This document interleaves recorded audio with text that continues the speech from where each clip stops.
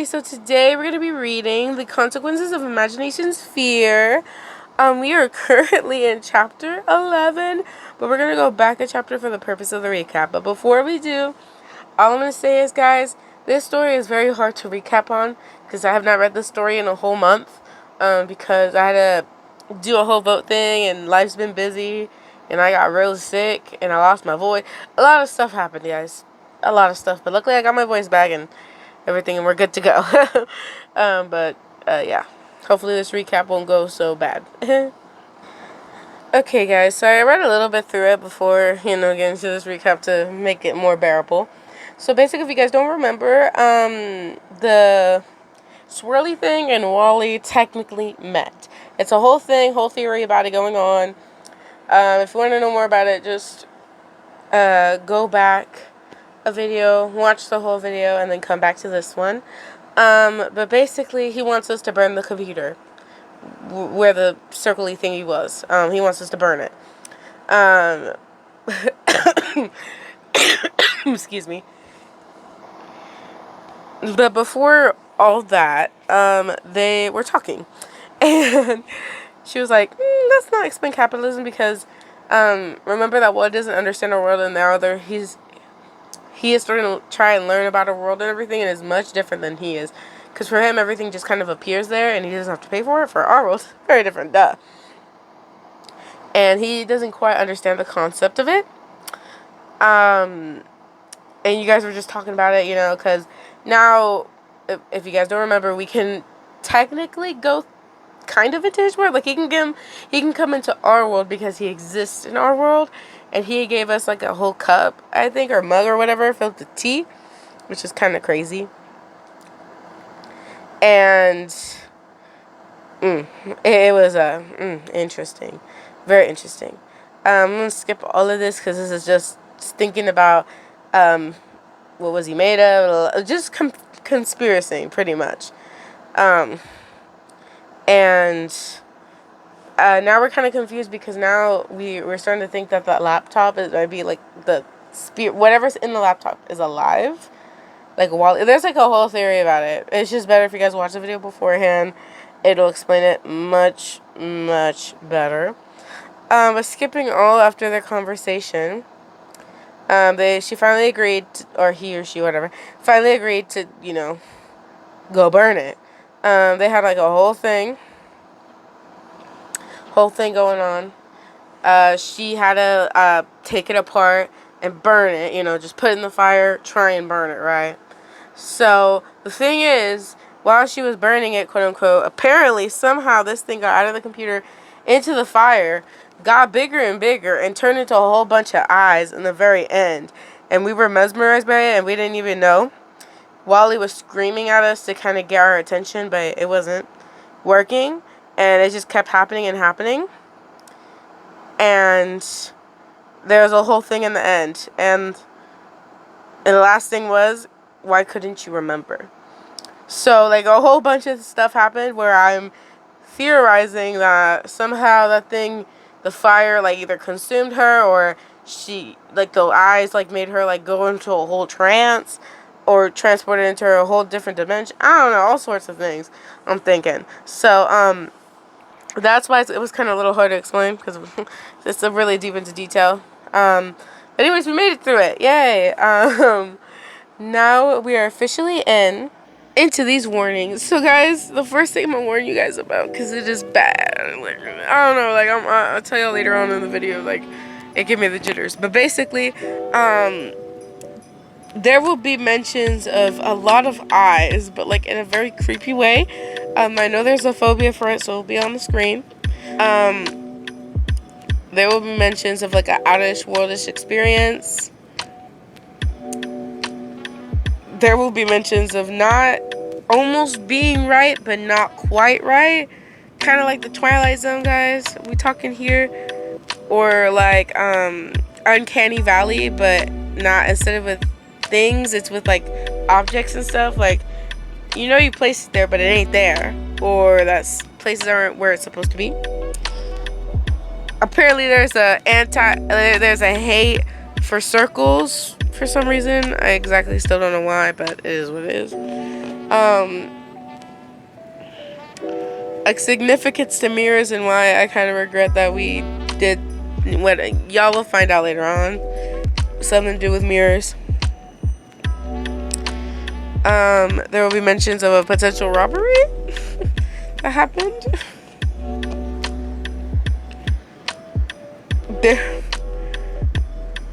It was just overall this whole video will be just, think of it, the vibe is kind of like Uncanny Valley, but like not at the same time. It's like half of Uncanny Valley, mostly just to the Twilight Zone, guys.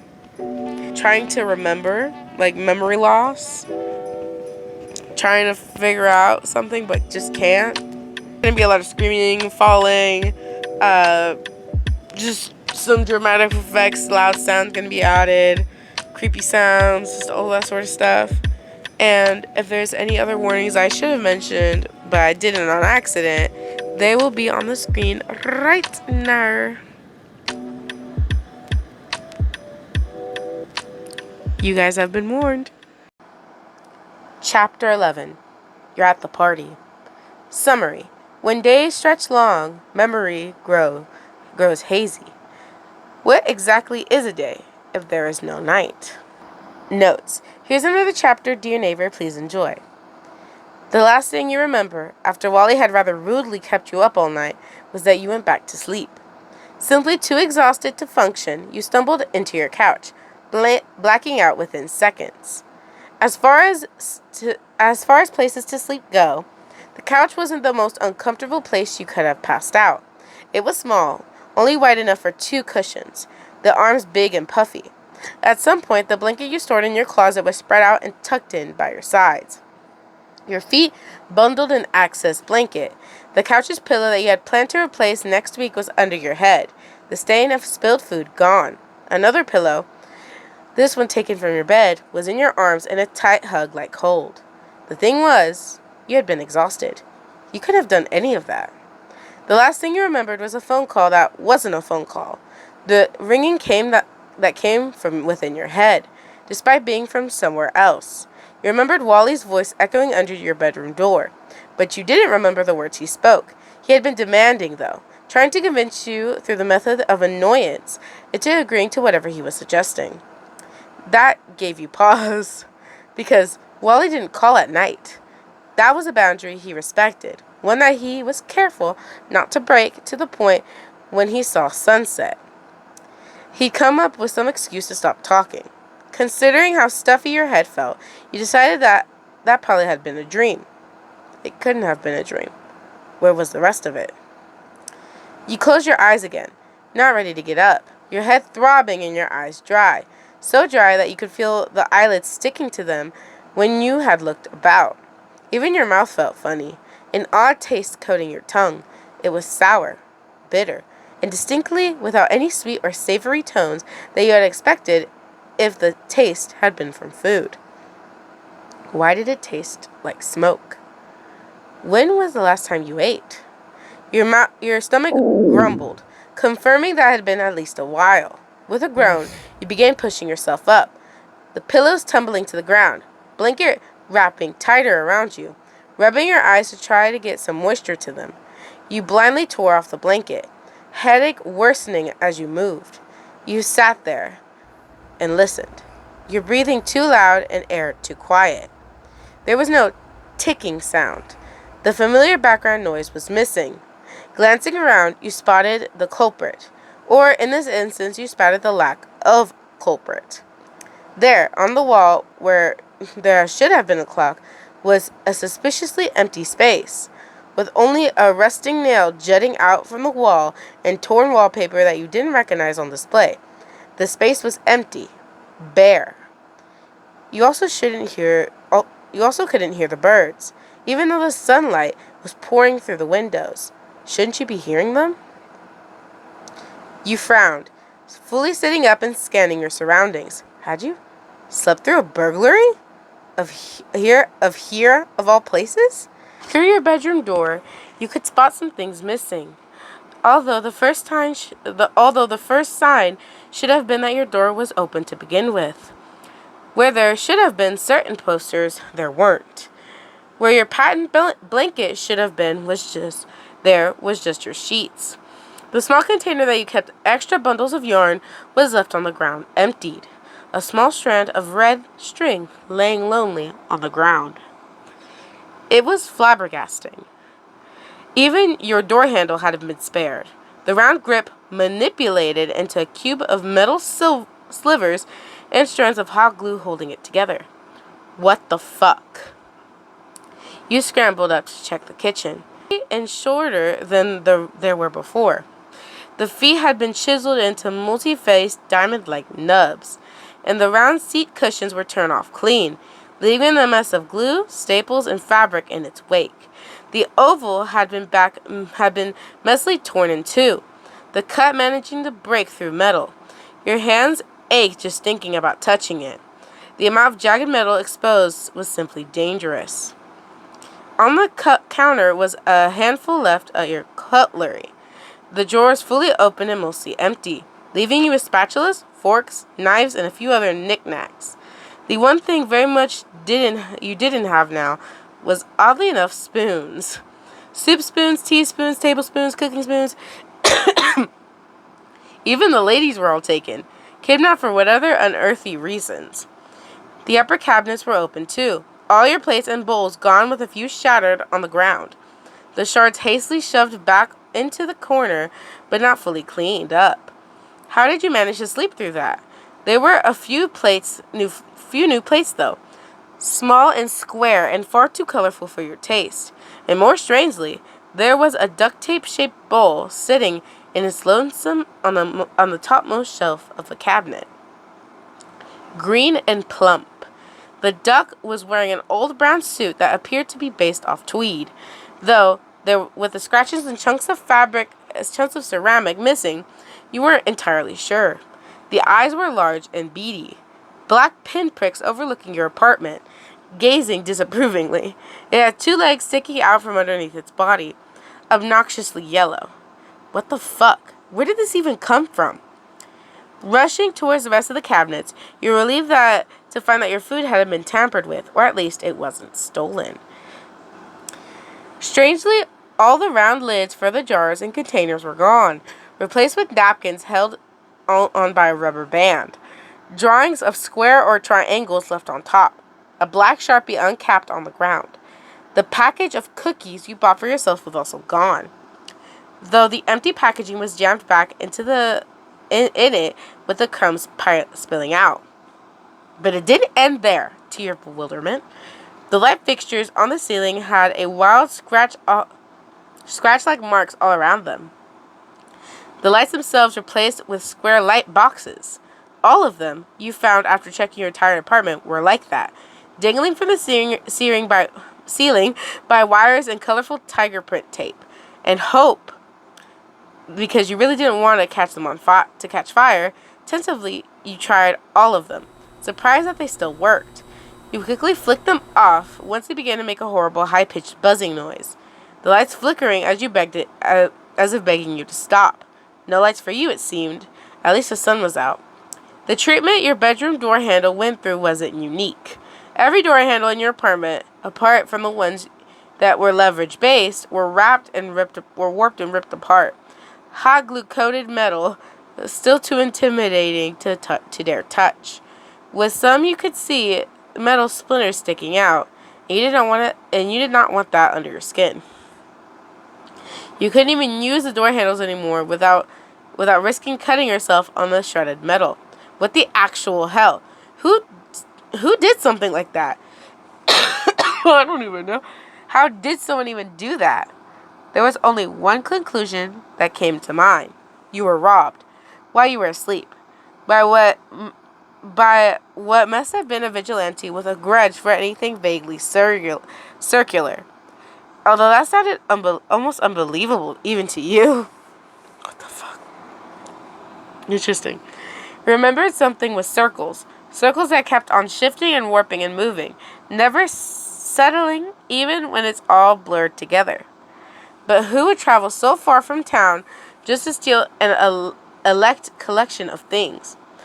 half of which, to your frustration, had little to no value to anyone else than you because they were little gifts or mementos, right? Mementos. The thief even left the expensive things, like a brooch that had been passed down and left dangling on a chain, gold wings of a phoenix glinting merrily in the sun. You paced, hands clenched and jaw tight, trying to fight the urge to smash something. You couldn't stop seeing the tiny little changes that made to your home, from the hanging wires to the desk facing the wrong direction. it all of it just screamed wrong to you. They even stole your yarn. Sure, the prices were going up, but certainly not enough to excuse this. At least if it had been expensive, you'd be able to understand why they stole it from you. The circle theme was the closest thing to a hint you could go off of, but it didn't even make sense. Why circles? Why steal circles? And it was the only thing that stealing yarn even made sense. Things that could make circles. With that logic, you shouldn't have anything left. With a saw, you could cut your table into a circle.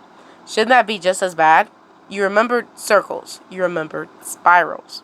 You scoffed, shoving the rest of your belongings back to where they belong, mentally trying to keep track of what was and wasn't there. Seeing the empty space was unsettling. It made you feel ill. Made the snorting pain in your head worse. The edges of your vision got blurry as you continued to clean up, tongue heavy and jaw sore. The taste of smoke wasn't gone. Why weren't you noticing it? You had to sit down, cradling your head in your hands, shutting your eyes to block out the too bright sun. Dizziness washed over you, hands beginning to tremble as you tried to remember. Try to connect the dots. Just try to think. But something was... You couldn't quite remember. You could feel your thoughts being washed away. Why couldn't you stop them? The circles were important. They were. They were related to something important, weren't they? You combed through your memories, shifting through the information stored away in your brain. It was like swimming upstream, the rushing, numbing fog aiming to drown you, to bury your body under the current of forced ignorance. Why couldn't you remember? You knew this wasn't right. You knew you weren't where you were supposed to be. Why couldn't you hear anything? Why hadn't the sun changed? Why was the air so stale? Why did it smell like burning? Distractions wouldn't stop you from remembering. You had to know what your brain was refusing to give you. You decided you may as well clean up while you had the chance. It was better to have an organized, ransacked home than a wrecked one, as far as you were concerned. Plus, it wasn't that bad. You still had food. The water was running, your bathroom was functional, and no one had hurt you. And your head wasn't hurting as much now, so that you were focused on something else. Now you're focusing on something else. It was after you swept the broken glass and ceramic in the kitchen that you had made your way to the dining table, which was when you noticed something unusual. It was a flower made of paper you didn't own. You knew who gave it to you. Where did it come from? You saw the hands that made it. Why did you have it? Why couldn't you remember?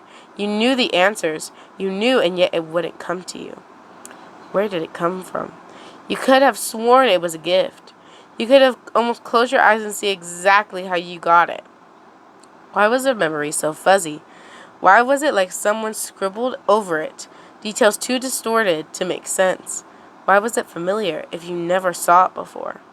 You remembered yellow hands, carefully folding orange dots into squares, diamonds, triangles, shifting and warping them into altogether new shapes.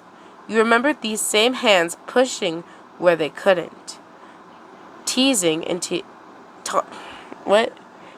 it into your hands. You remember, friend, you're up. Did you have a good sleep? His voice was sudden, interrupting your thoughts. Quickly you turned, realizing that the phone was still there. It was still there. And while you didn't have time to worry about the breach of privacy that he was constantly committing. So if he was always there, That actually came in handy this time. Always there. He probably saw what happened. You rushed over, adrenaline coursing through your veins as you practically threw yourself at the phone, staring at him with wild intensity. Wally was sitting there, a book open on his lap, though he wasn't reading it. His eyes, too wide and pupils too small, were watching you, glued to you. They were branding you, searing into your flesh, marking you. Had they always been so focused? So intense? Why was it so difficult to say something back? You already knew what you wanted to say. The burning got worse as you fumbled your words, the fog in your brain palpable. The burning was nothing compared to it. To the right of his patchwork chair was a few simple cardboard boxes. The tops folded down so you couldn't see what was inside. There was the edge of other boxes off the side of the screen. Most of them were a range of different faces drawn on them, some happy, some were sad, some were even angry. Large chunky eyebrows drawn in red. The boxes looked so bland compared to the rest of his world. You knew they didn't belong to his world. You were yelling, but it didn't feel like you were. Wally, did you see who did this? Neighbor, what's with all the shouting? Are you okay? No, Wally, I'm not okay. Look around. I got fucking robbed. You grabbed the phone and toured the place. Oh my goodness. Pointing out everything different to the puppet. At first he spoke platitudes, telling you it wasn't too bad or something worse could have happened, but you cut him off, explaining how most of the stuff that was taken was irreplaceable. You even showed him the door handles, ranting how useless they were now, about how mind-boggling it was that someone would do that. Your door handles, they were destroyed. Who even would do something like that? Wally remained calm throughout it all, saying kind things, being sympathetic but not upset. You didn't like to admit it, even if it was becoming true as the days passed. His home too. Shouldn't he be upset? He certainly didn't like the idea of other people being around without reason, judging by his displeasure whenever you left the apartment. So how was this any different? Friend, would you have forgiven them if they had a good reason? Motives can be complicated when it comes to the bigger things. What? Forgive them for drugging me to steal my shit? You only caught part of what he said, headache throbbing and making you wince. Even your voice sounded loud, echoing in the room, pitch strange. You were drugged? Wally threw the book down and got up from his chair, rushing, scanning you with wide eyes. His mouth was laced with concern, pupils shaking as they focused harder, trying to find something wrong. His hands were clammy, hovering away from the screen as if it would hurt to touch it. Something off with how he searched around you, looking for something that wasn't there. Interesting. When did that happen? Are you okay? I swear I didn't see anyone drug you. Why else would I be feeling like this? My brain, I can barely think. I'm missing an entire day's worth of memories, maybe even more. I don't know what I was doing before we started talking. What else could it be, Wally? Oh, friend, what was the earliest thing you remember? I think you were bugging me last night. That might have been a dream, though. You sighed. It was pointless. Despite always being there, somehow he didn't see the culprit. And you couldn't even remember when the crime could have taken place. The fright melted from your muscles as you tossed yourself onto the couch, covering your eyes to block out the light. For a place that had no working lights, it was horribly bright. And the silence was a prickling roar that you could not just hear, but feel warming into your brain. Your head throbbing in rhythm with it. Massaging your temples helped distract you, but it didn't take it away. At least you had someone to talk to. What's with the boxes? You planning to move in? He choked on air, shaking his head. He stumbled back, his arms crossed in a large X. He disappeared from sight, pulling the boxes away from view, reappearing and disappearing as he shuffled things around to make them fit.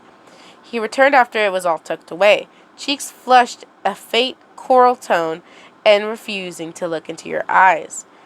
That was not the reaction you expected, but it did make you feel lighter, headache lessening. What did you just say? Me? Move in?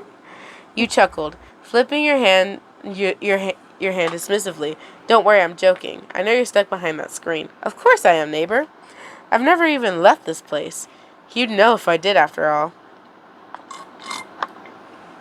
He paused, voice smaller. If I could, though, would you really let me move in? You shrugged and didn't give him a real answer.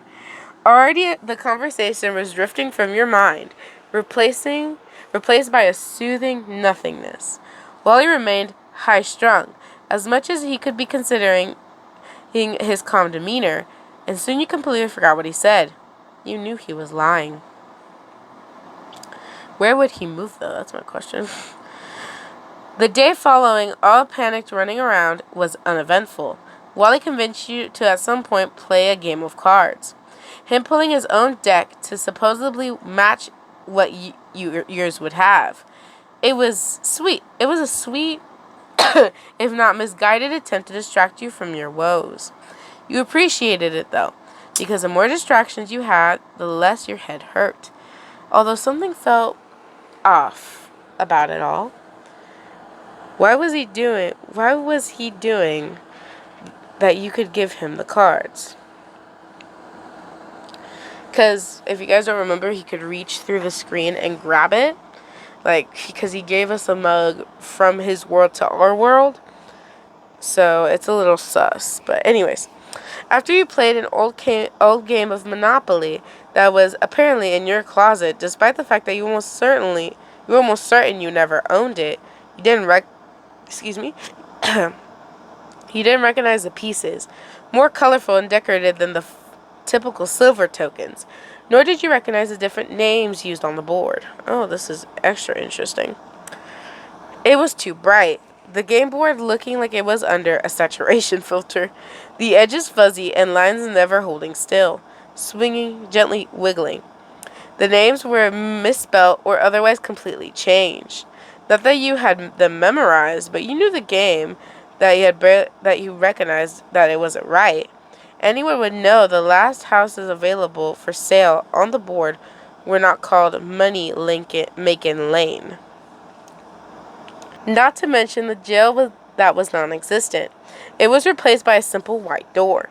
The label above calling it the basement. Even the go to jail card was replaced with the enigmatic go out of time card. What? You asked Wally about it because it had been the oddest mistake in the entire game, but he claimed that it was right. He asked if you remember it being different. When you tried to answer, you couldn't speak. Why were you bothering with this? There was something more important going on. The little houses to place on the board were shaped like Easter eggs, each sporting a wild blend of stripes and polka dots, zigzags, and sporadic painted triangles. It was more like playing a homemade craft project than a real game, which was charming when you forgot that it was yours. Where did you even get it? Was it an old relic of Rosie's? Wasn't it obvious? Wally was quite content playing that version of Monopoly, going as far to adapt the changed rules only you seemed to notice. It was bizarre, like an episode of The Twilight Zone where everything was almost right, but not. There was something where something was lurking in the background. Whether it was vicious or misguided or completely unaware of your plight, you couldn't say. But there was something. You could feel it. It didn't want you to notice. While your head didn't hurt as bad, it was still painfully foggy. It felt stuffed with cotton, walls padded with thick, wrinkles stuffed. It felt like your skull was scooped empty, replaced with scrap fabric and two marbles that were desperately trying to bang together to make any thoughts. Even what you were doing a few minutes ago was blurry, like you were watching your body perform the task as a neutral observer, no more than a speck of dust in your own existence. Your fingers didn't grab the cards properly. Your feet heavy and half asleep. Your hands weren't bending properly, wrists too stiff and elbows too loose. You could feel hunger in your eyes and tears in your stomach. the tingling pain of being hit radiating from within your brain, impossible to ignore. When you tried telling Wally that you wanted to do something else, he'd distract you with some odd question of his. The next thing you know, you'd be showing him some common thing he didn't know or end up doing something completely different. This time, he convinced you to show him how to make hot chocolate in your horrifically square, rimmed mug that you had never seen before in your life, even putting whipped cream on top of his insistence. It was nice, the heat warming you up even though you hadn't been cold. And wasn't that odd? It had been an hour earlier it had been since you first woke up. You blinked. Had an entire day passed? Where had the clock come from? You already knew the answer. Something was dreadfully wrong. You asked Wally about the time, trying to explain that time didn't work backwards, and why the sun wasn't changing. He suggested you got something to eat, alluding to the fact that you hadn't eaten in a while. He said that humans were supposed to eat more often, but how long had it been? How did you not realize you were hungry? This wasn't right. You made a simple sandwich out of whatever you found in the fridge, toasted bread making a satisfying crunch. You made another one after, the first disappearing in a frenzy the moment you took the first bite. It was the best food you'd ever had. It was wondrous, even if you couldn't remember what the sandwiches were made of. You thanked him for reminding you. Why did he look so sad? You asked if he remembered when you had last slept. You were exhausted. You were electrified. You had to tell him that it wasn't right here. Why wouldn't he listen? Wally laughed and waved his hand, saying it was okay for you to forget these things sometimes, and to not worry that he'd been there to help you remember the most important things. He didn't mind at all. He said it was fun spending time with you. He asked why he wouldn't help you with these things. After all, what were friends for if they didn't help each other out? You didn't know what to say. He was lying. You knew that at least. When was the last time you heard the birds outside? You were back on the couch playing a new game with Wally after having found a chess set already tucked under the coffee table. It had been ages since you last played. You hadn't had anyone to play with in such a long time. You didn't remember owning a set, let alone having it out and ready for any casual games. He was watching you. His eyes were still sad. This wasn't right. What was he looking for? The pieces were divided into two teams, one of dark blue and the other creamy orange. The blue pieces were dabbled with thin flecks of orange and yellow, and the excuse me, and the orange had splotches of yellow and red cubes. What? The board itself matched these themes, both dark and light, never truly settling in your eyes. It was nice on the pieces themselves, but when it got to the board, all the patterns were simply just too much.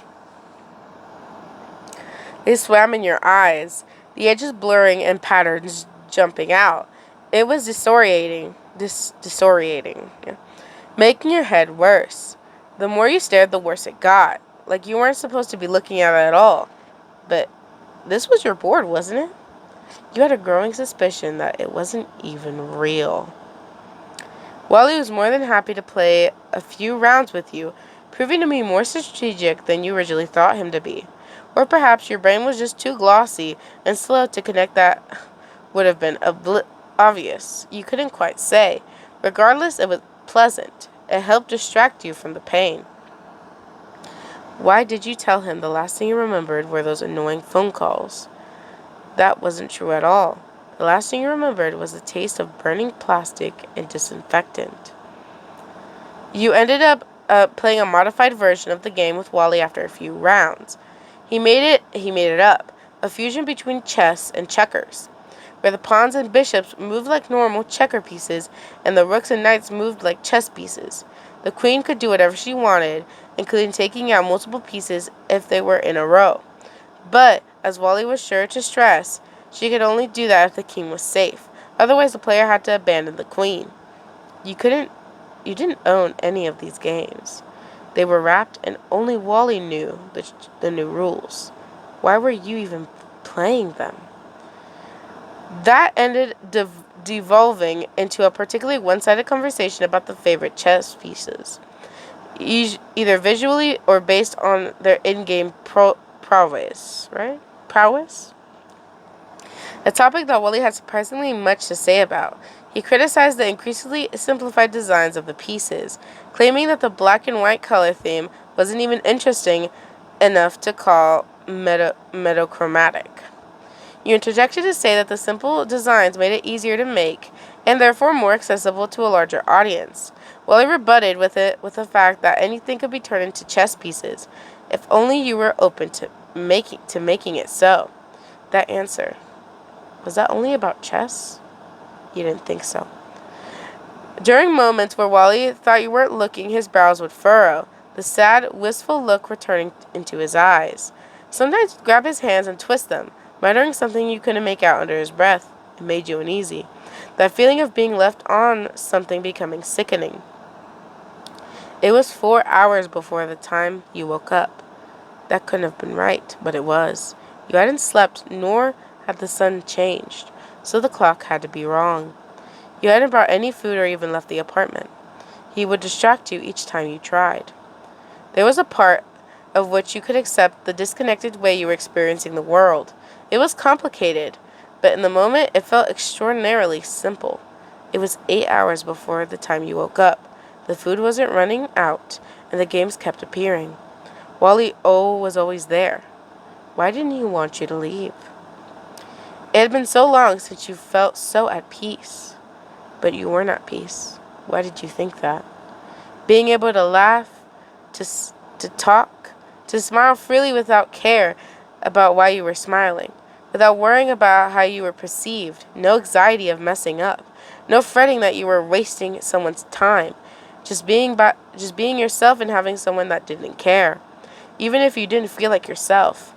Pauses between sentences too long, or brain drifting off before you could react. These weren't your thoughts.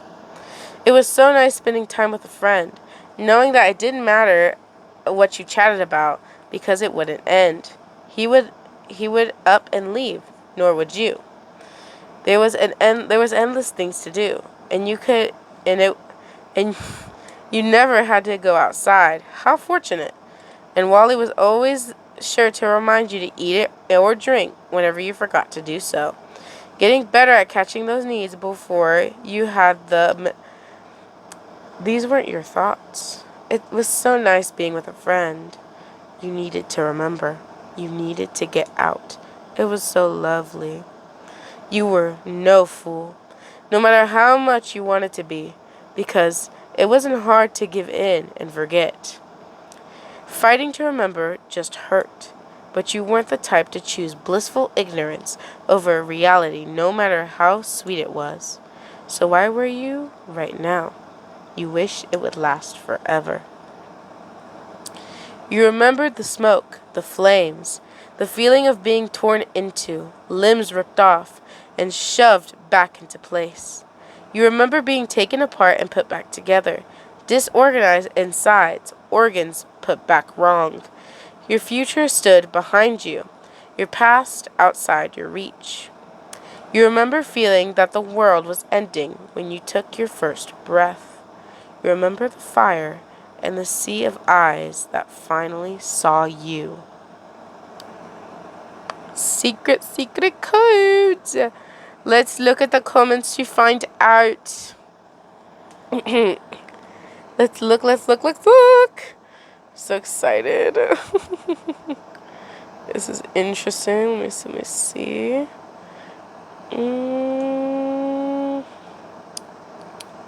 Some people have some theories here. I'm trying to find some secret code and see if anyone has found it.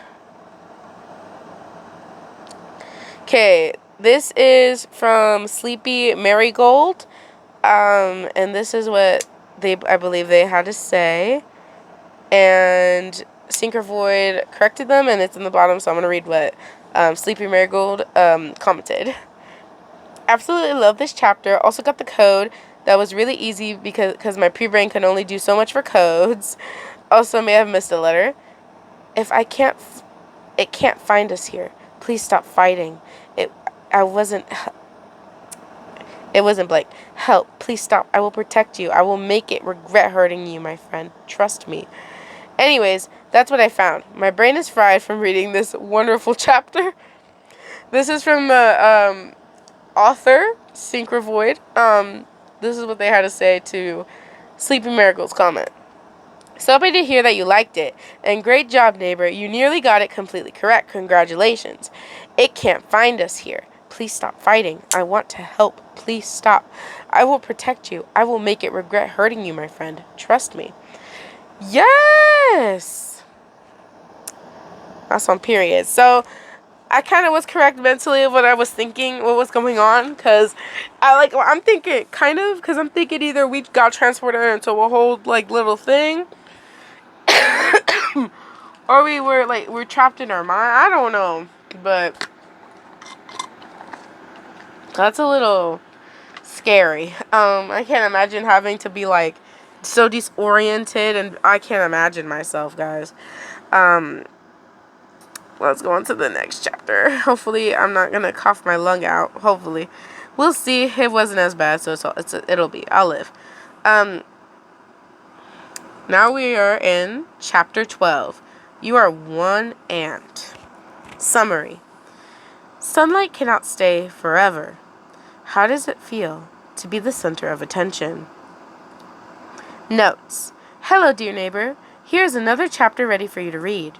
The horror elements are strong in this one, so please take care of yourself, neighbor. Alright?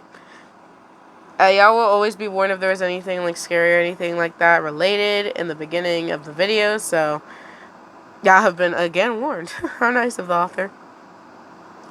Oh, guys, we got some code in the very beginning.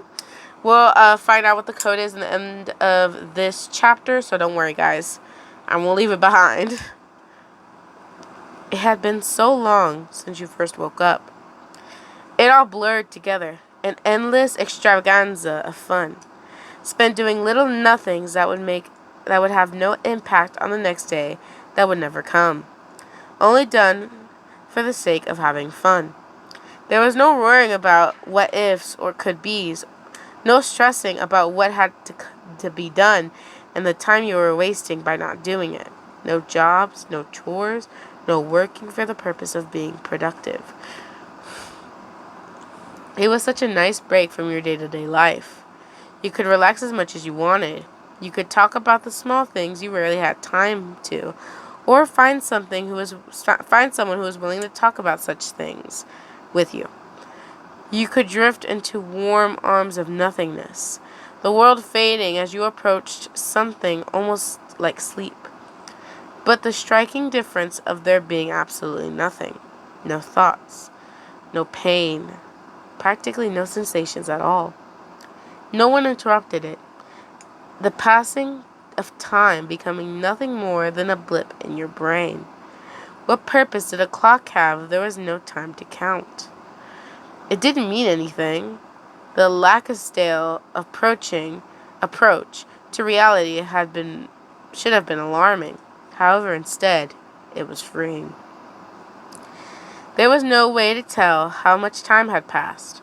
The clock had gone missing after you'd asked why it was making no sense. Had it been hours? Days? Merely a handful of minutes?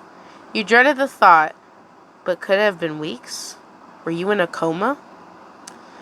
Wally accompanied you throughout the various activities you took up. He stuck close, piping up when you got inanimate, lost in the incomprehensible roaring in your skull. He'd offer kind words of comfort, the closest thing to a hug a puppet could offer from the dryness if your eyes grew too much. When you had to curl up and cover them, unshed tears refusing to fall. Heels of your palms digging in to make it less painful. He had been there too when the buzzing in your head turned vicious. developing claws to dig into your brain. When the pacing beast would gouge through the haze, exposing you to the unrelenting sounds too multi-layered to understand. The pressure would keep building, and Wally would be there to distract you. He was there to take the pain away.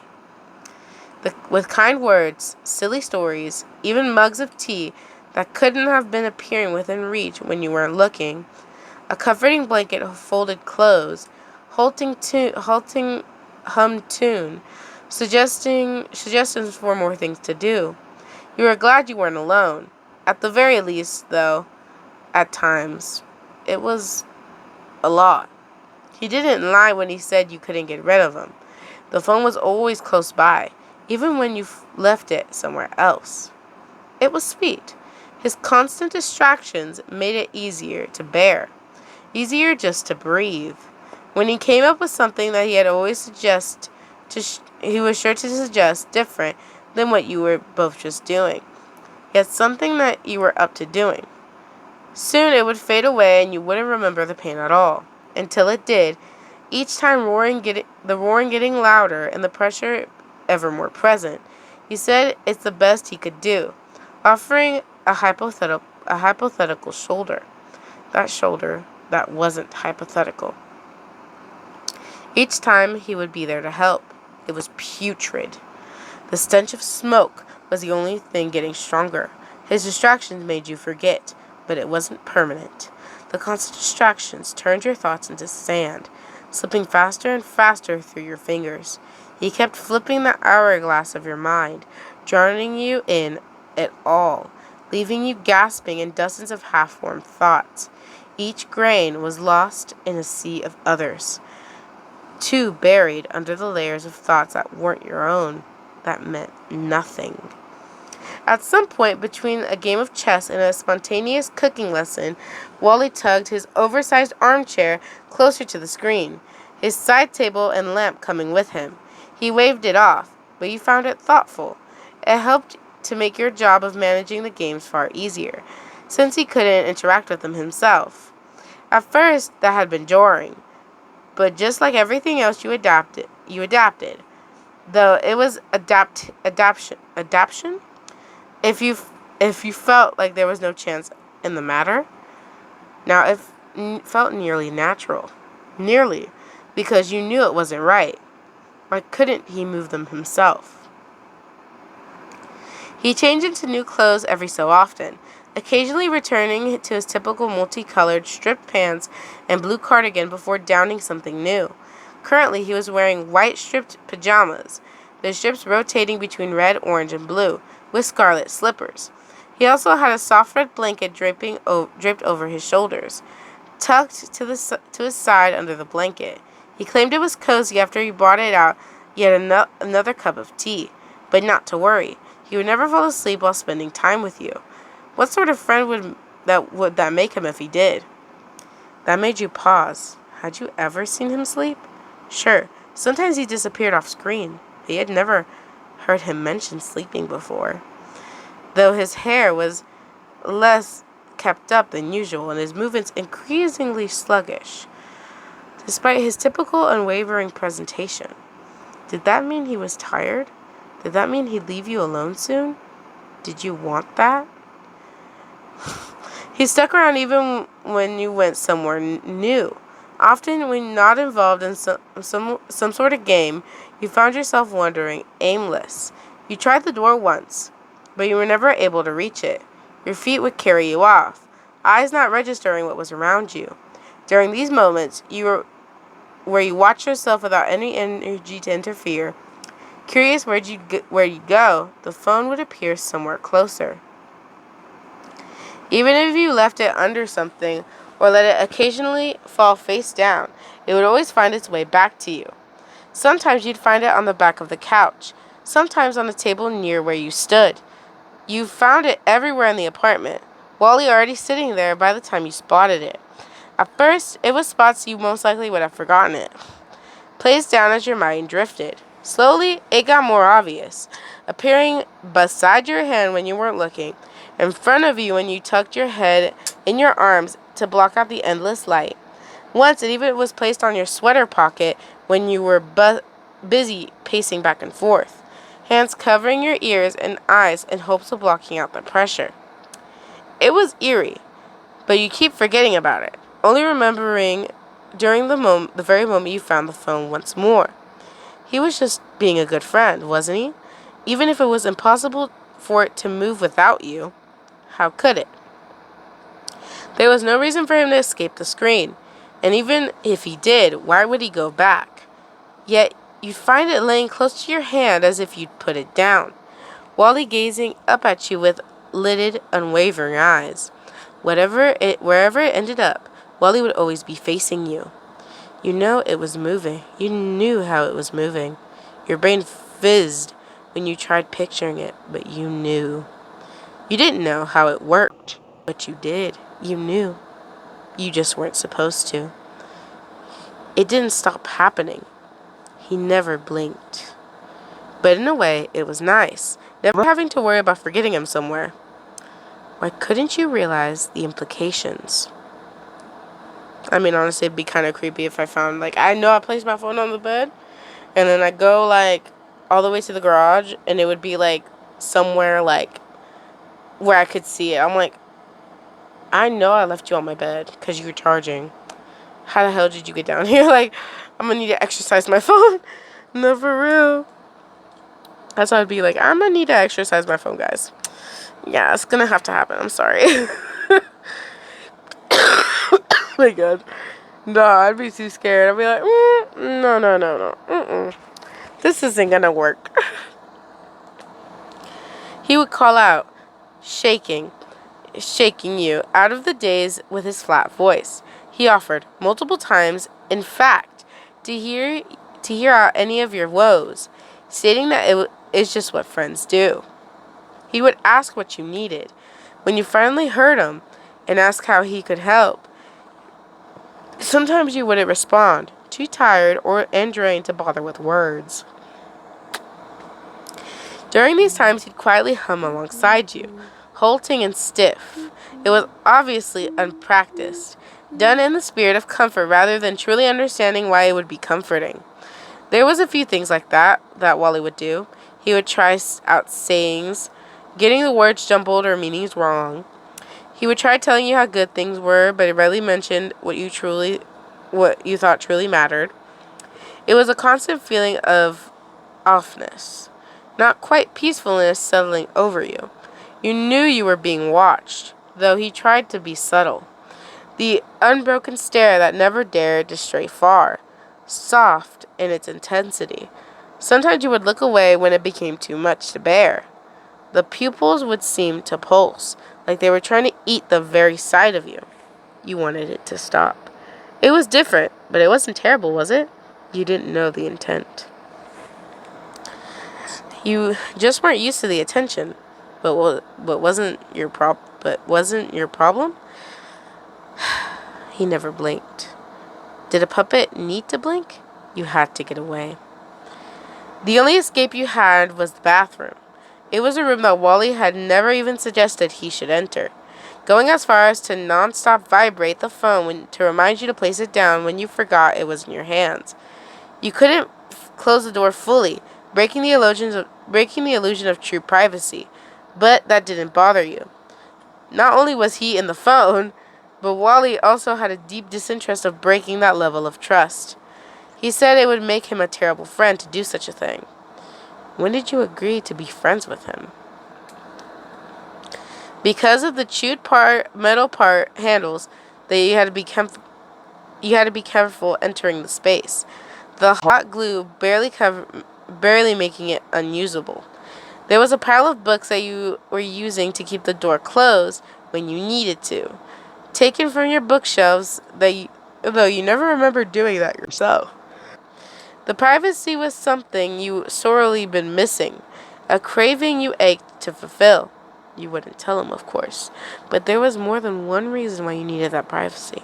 Under the sink, you had a growing collection of objects and clues that, when held, made your headache worse. You tucked them in your pants or sleeves, and the next time you went to the bathroom, you'd find them and you'd know.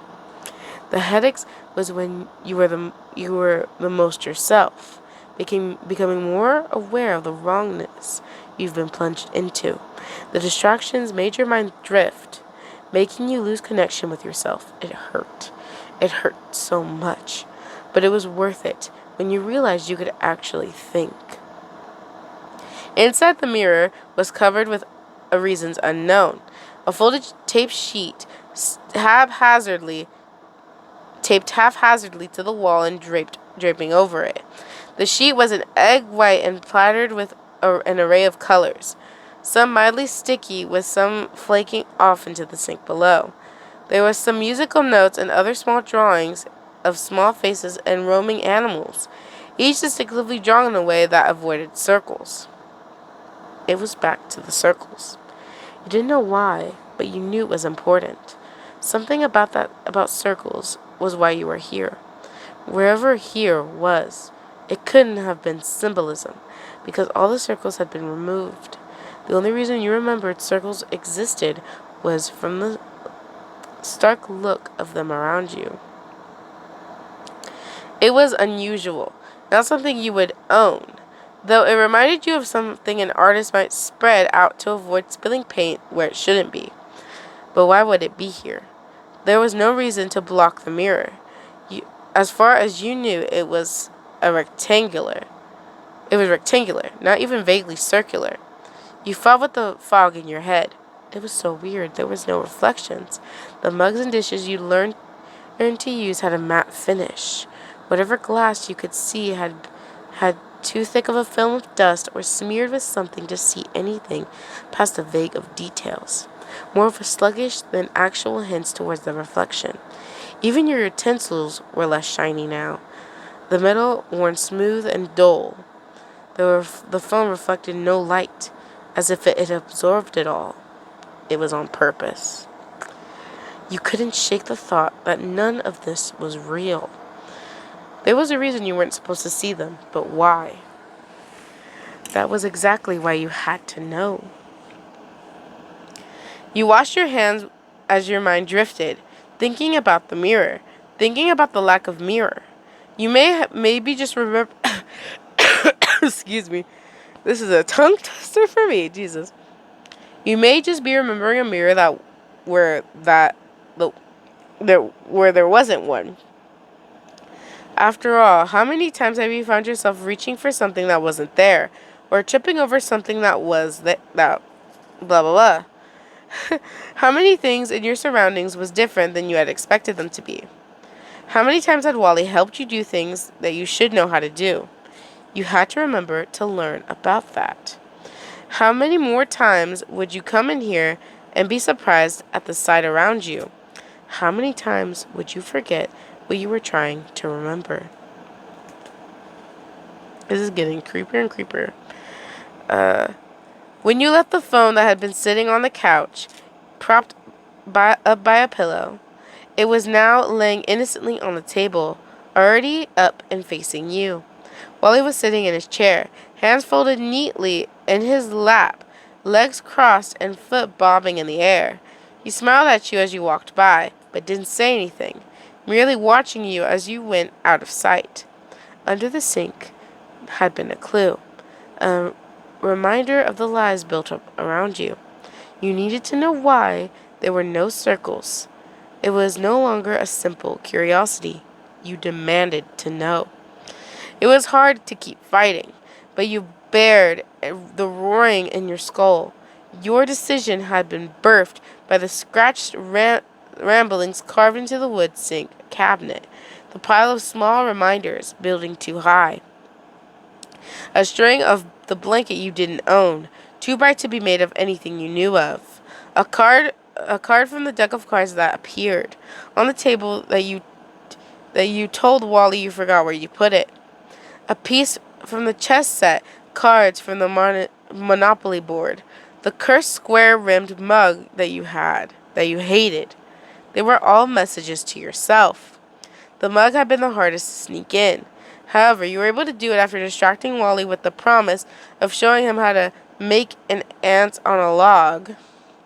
A children's snack you vaguely remember being mentioned. sparked by the need to escape. He hadn't been fond of the ant mention, but he said as long as the ants didn't get lost, it would be okay. You knew what you had to do. You knew how to provoke the daydream you were trapped in, an illusion of a peaceful reality not your own. Your fingers were still raw from the splinter of metal you used to carve new messages into your hidden place in the bathroom. The shard stuck hastily in your pocket. It felt heavier than it should, the rough edge pressing into your skin, forcing you to remember. You are becoming the master of your thoughts, the tamer of the beast that screamed for you to forget. You clipped its claws, filed its teeth, ripped free from the horns that stabbed you so. The closer you got to the kitchen, the harder it was to walk, eyelids dropping and vision blurring. Your feet began trailing, actively fighting you. Your toes were numb and ankles loose, your knees threatening to buckle. Wally called out as you ducked behind the counter, crumbling into yourself, folded into a tangled mess. His voice spiked when the sound of you slamming into the floor filled the air, his voice blending into a meaningless droning. You ignored it, tuning out his monotone concerns reverberating in your mind, because for once you knew what you had to do. For once you could think again. You were finally you again. The trick, it turned out, was to think without thinking, to remember without memories. You had to adapt to the rules, as non-essential as they were. You had to think about what's right, but not what was wrong. So you focused on what should be right, if it was right for you to do this, and surely it wasn't wrong to forget to do it. It was the right thing. It was right to do this, even if you didn't know what you were doing. All you knew was that the circle meant something. It was hard to think, hard to move, hard to force your body to work with you. You still felt distant, like you were compelling a body to move rather than doing it yourself. You were a ghost haunting yourself, trying to convince the sandy sea within that you were right. That didn't matter, though, because you were finally in control. You stumbled where you needed to be, finding exactly what you needed. Though the tears and crackling static, you could make out the silhouette of fallen permanent marker, rolled under the lip of the kitchen cabinets, now with a layer of dust. Was there dust there before? Or was it a sign of passage of time? Did you want to know? It was cold when you grabbed it, like an icicle dropped with darkened blood. You smeared it into the tile. The collision built up where you held it, merging to it, flesh and blood becoming one. The tip was now your weapon, the ink what you breathed, the marker becoming the solution to the problems you had. Wally shouted for your attention, voice wobbling like it was too far, too close, everywhere and nowhere all at once, as if it was failing at your own mouth. Your head was so heavy, dizziness overwhelming. You swayed, one hand firmly planted on the ground, the other shaking as it smeared more ink into the tile floor. You couldn't breathe, not from the pressure, but from the lack of remembering. Your heart skipped beats, bouncing from a hectic rabbit's pace to that of a snail's.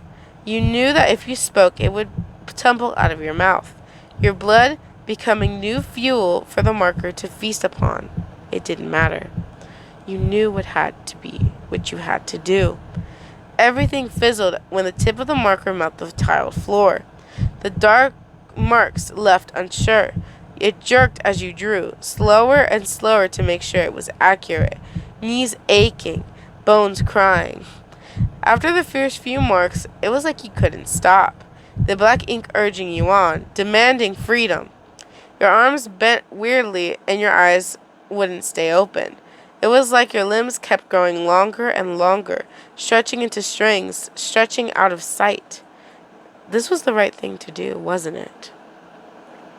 The strings kept you steady, the marker sure as you reached the end. It tried to slip inwards, physically tugging itself free from your hand, urging you to continue closer and closer inwards until it was filled. Until the pattern was complete. Left where the world could see, until it was completed, unable to be washed away. This had to be the right thing to do. Something flew out from behind you, a book thrown at your hand, crushing the marker out of your grip. You jumped back, eyes wide and vision flashing white. Tiny dots whizzing around your head.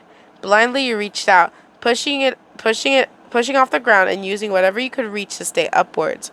Clambering to the bathroom while death to the shoes of your name, you gagged, stomach heaving as everything flickered. You had to remember this. It was important. It was vital. You could feel hands digging into your brain to steal it away. You couldn't let it take it away. You couldn't risk letting go. The bathroom handle dug into your flesh as you shoved it open, metal threatening to pierce through. You only had a few more steps, the distance feeling longer and longer, a rope wrapped tight, tugging you back. You didn't know who was more mad at you. You couldn't find it in yourself to care. The slam of the door was thunder. Your trembling body, the air shook it. The tile was cold, too cold, biting ice and threatening frostbite. The walls were too tall. Walls bulging, walls pulsing, walls alive. You had one last thing to do while you had the ability to do so. One last thing to do while you were in control. It was funny. The control didn't feel like your own. You had to see the mirror. Was it still a mirror? Or was it a window to the truth? It tore off the wall with a tearing sound, too loud to be just tape. When you looked in, it was dark. The sort of darkness that seemed to eat all light around it. The walls were dark, the pulsing worse. The ceilings was oozing with shadows like honey, thick globs dripping down and pooling out of sight. Your reflection was hazy, barely yourself. It was hazy, except for your eyes. You were frozen, feet sinking into nothingness below, everything beyond view of the mirror disappearing, fading and swirling around you until you couldn't remember it existed. Within your brain screamed voices, incomprehensible and not your own. They were too high, too low, too everything that you weren't. So hard to make out that they didn't sound like voices at all. It was the eyes that were worse. The last time you saw them, there had been fire. The eyes didn't move, staring forwards like you didn't, even when you didn't. They were breaking through the windows of your own eyes, smashing through the glass, ripping out the frames. They flooded into the gaping holes where yours once were, becoming your eyes, becoming your sight, becoming all you could see. You could only look where they wanted you to. You felt like you were burning. All over your skin began to crack, the flesh below bulging. In the mirror, the only way you could see, the cracks turned into holes. They grew, steadily opening up, slits yawning as your stomach churned. Inside, they turned white. Maybe you were wrong. The white was brighter than you'd ever seen, turning into an ocean of bubbling orbs, separated only by your skin. They revealed themselves as eyeballs, coating your arms, your neck, and whatever part of yourself you could see. The pupils were growing, starting as specks of nothing as they pulsed larger, staring at you. You wanted to forget. All of them were staring at you. You wanted to forget. You wanted to forget. You wanted to forget. You wanted to forget. There was banging on the doors, and the impossible source your rescue. The ocean of eyes flickered over, but all you saw was the infinite shadows of nothingness. Everything beyond the mirror lost to you. Your eyes quivered, rolling in your skin, rolling with the illness within. You started as the door was ripped free from the hinges, the sudden light burning your skin. There was a voice, but you couldn't understand it. The screaming was too loud. You just wanted to forget. And a lot of freaking code, guys. Jesus, that scared me. Like, I'm just imagining myself with like little eyeballs on my skin. I hated it. I hated it, guys. I was like, ah. Anyways, let's find out what the codes say. Yeah, cause freaked me out. Freaked me out, guys. Ah. Just, oh goodness gracious. Let's see.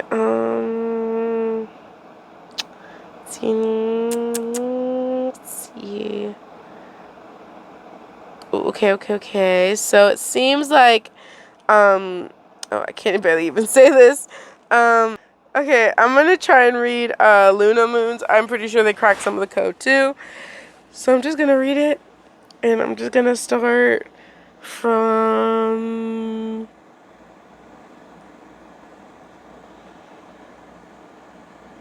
here. I'm gonna start from the Caesar ciphers, and then we go from there, guys. Okay. This is from Luna Moon, by the way. The Caesar ciphers tend to be constantly, to be consistently be Wally which brings up a question. What's the significance of Wally using Caesar instead of hexadecimal like he was doing in earlier chapters? Is there even a significance? Would it be spoilers if you told if there were a significance in his change of messaging? Or did you just decide to do something different and I'm barking up the wrong windmill? I've heard that it's better to forget than to remember what hurt us. I'm afraid that was a fabricated truth. Because I think what I've done is hurting you, my dear friend. I'm sorry, friend. Wally and Home, when scrambling up someone's brain, leaves them fried. I hope things work out. But I doubt that sort of loss of trust is something you can get over easily. Because I think this confirms once and for all that I think I was right that Wally and not Wally did that to keep a MC from getting poached by the spiral. Hard-boiled. Anyway, stop it. You don't understand what you're doing. Stop. Why do you want to hurt? Stop before it's too late. Please. You cannot kill me in any way that matters. Stop. Okay, 3 things. 1.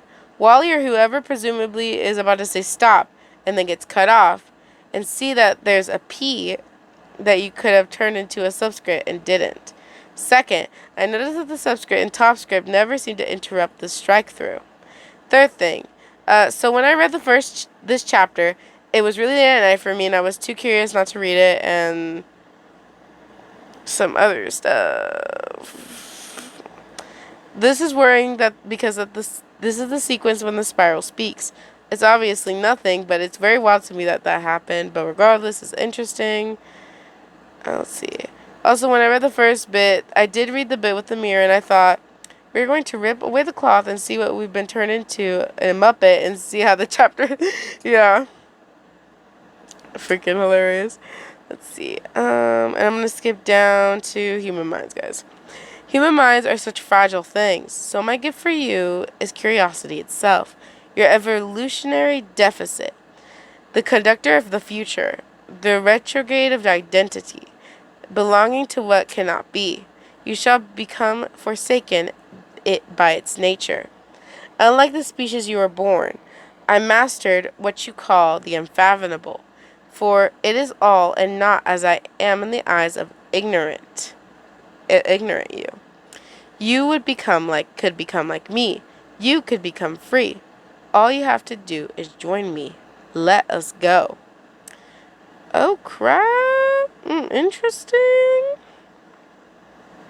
So I'm going to skip down again. So we're dealing with Eldritch horror of some kind. One with a whole lot of determination. My question now is what we're dealing with is always part of the being what it is now. That it is now. Oh, I have to say that this kind of psychological horror doesn't really do anything for me fright-wise. Nothing against your writing style. In fact, your writing style is very interesting, and I love the way you write about MK's mental state. We were just all frightened by different things. This brand of unreality fits it more into being woe-y. Thanks for the words category, if that makes sense. And honestly, you know what? I'm not going to read the rest of that, but you know what? You're right. It is very interesting. I've never read something like this, and it's so cool. Thank you, Luna Moon. Oh, let's see. And the other comment that I've read, which I think was the one I couldn't pronounce, so we're not gonna say it again, but it has like a cute drawing on it. This blue one right here. This one. Thank you. Thank you guys so much for solving it. So I did not have to. Thank you. I suck with finding codes and stuff, but you know, I have been able to a couple times. You know, I gotta give myself credit. Anyways, I hope you guys did enjoy it though. What are your guys' theories of what exactly are we in something? Are we mentally in something? Physically in something? Are we in our own world, but at the same time not? Did we get into his world? Are we in a coma and dreaming about all this? Let me know what you guys think. It is very interesting. Like, honestly, it is. Personally, in my opinion, I have no idea. I think we're just in some sort of reality that he built for us and he put us in. Because either one, we're in a coma. Two, we're in like some type of damage point to where we can't do anything. Because remember, like, last thing remember is fire burning. The fire got bigger. Eyes got bigger. I don't know. And the eyes somehow got on her skin or something, and now we're fused with the eyeballs. I don't know. It's freaking me out the more I talk about it. I'm sorry. So therefore, there's going to be a definitely big eye thing warning about this. I don't know what it's called, but it's definitely a lot of eyes here. It's freaking me out. And anyways, guys, yeah, I don't want to talk more about it. I want to talk about it. Anyways, again, this is just amazing. I just can't wait, man. It's long, but it's worth reading because it's just so damn good. Can't help it. Cannot help it. Anyways, thank you again for the comments that were in these chapters. We're able to solve it and everything. Really appreciate that because y'all saved me a whole bunch of time. And because I really just suck at it myself, so appreciate it. Sadly, your girl's gotta go. I hope you guys did enjoy it though. Like, subscribe, and hit the notification bell for more amazing videos, guys. And for some little side notes here, the new fanfics that we voted on will be coming out soon, hopefully. Hopefully it won't take me too long to edit this one. I can tell it's gonna be quite long. And I want to make it like all nice and cool because, well, the story is all cool and nice. You know what I'm saying? So, it's a cool story. Obviously there will be a whole playlist about this. It'll be either in the top right corner, or you can check out my channel, and all you have to do is just look up the title of the video and you'll find it. There's always playlists for all my stories, because I feel like that is just easier than having to manually find it. That was personally for me a pet peeve before my YouTube channel, whenever I was watching other people read, that they didn't put in a playlist and I would have to manually find it because they would read different stories like I do, but they wouldn't put in a playlist at all, and then you would have to like manually scroll and like look for it and hope you got it right. Sometimes they didn't even title it right. It's just a whole mess that I honestly, thank goodness, hopefully we avoided in this channel, because I actually try to put it in order for you guys so you don't have to struggle to manually scroll through my channel and find stuff, because I know that sucks and that has happened to me as well. That's just too much. Anyways, guys, I actually gotta go. Bye and peace, y'all, and I hope you guys have a amazing holidays, or happy holidays, you guys. Merry Christmas. And if I don't post in January, for Hispanics out there, hopefully you guys have an amazing Los Tres Reyes going on here. Yeah, guys. Yeah. Anyways, it is late. It's about to be like 1 in the morning for me, so I gotta go, guys. Bye and peace, y'all. I shall see you in the next futuristic video. Bye.